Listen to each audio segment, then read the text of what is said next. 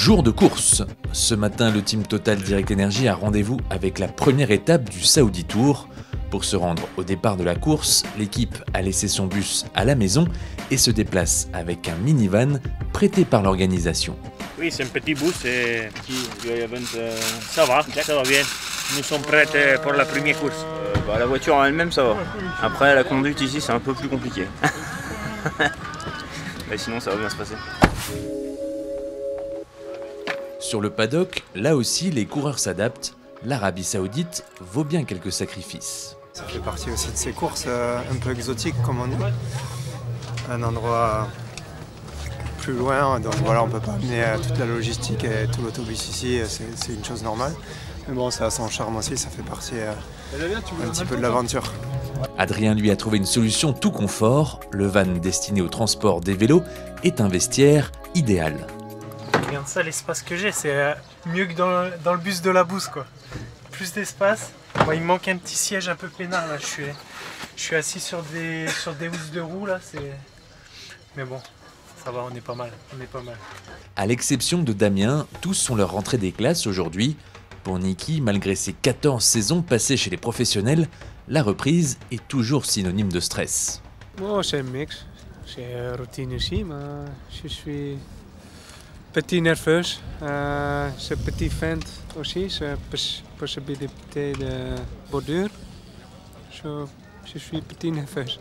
En effet, avec le vent, les coups de bordure sont à craindre, mais l'arrivée a une chance de se jouer au sprint en petit comité.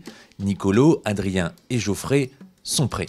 On a travaillé ça en stage, après rien ne remplace la course, quoi. Avec les années, avec l'expérience, on a toujours travaillé ça l'hiver, mais l'hiver il n'y a pas d'aléa, quoi.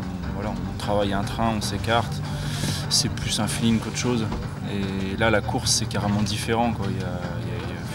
Il y a plein d'à côté, donc il va falloir gérer ça encore différemment, quoi. C'est pour ça que rien ne remplace la course et le vrai feeling on l'aura là à partir d'aujourd'hui.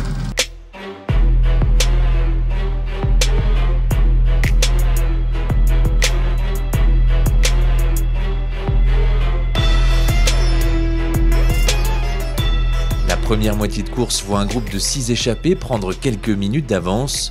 Puis un vent de 3/4 d'eau vient perturber la sérénité du peloton. Les bordures divisent le peloton en 3 groupes.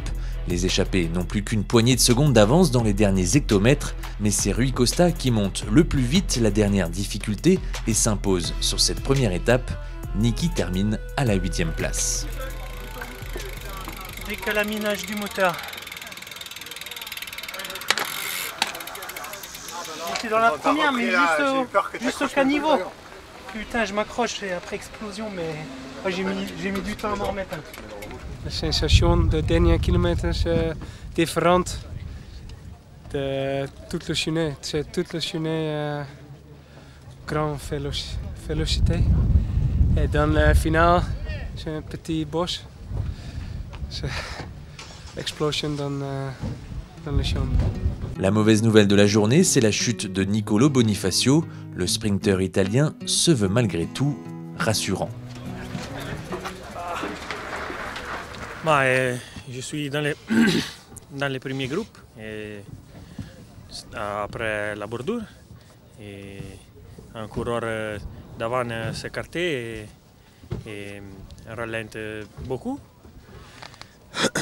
Et moi j'arrivais le dernier et fait la chute.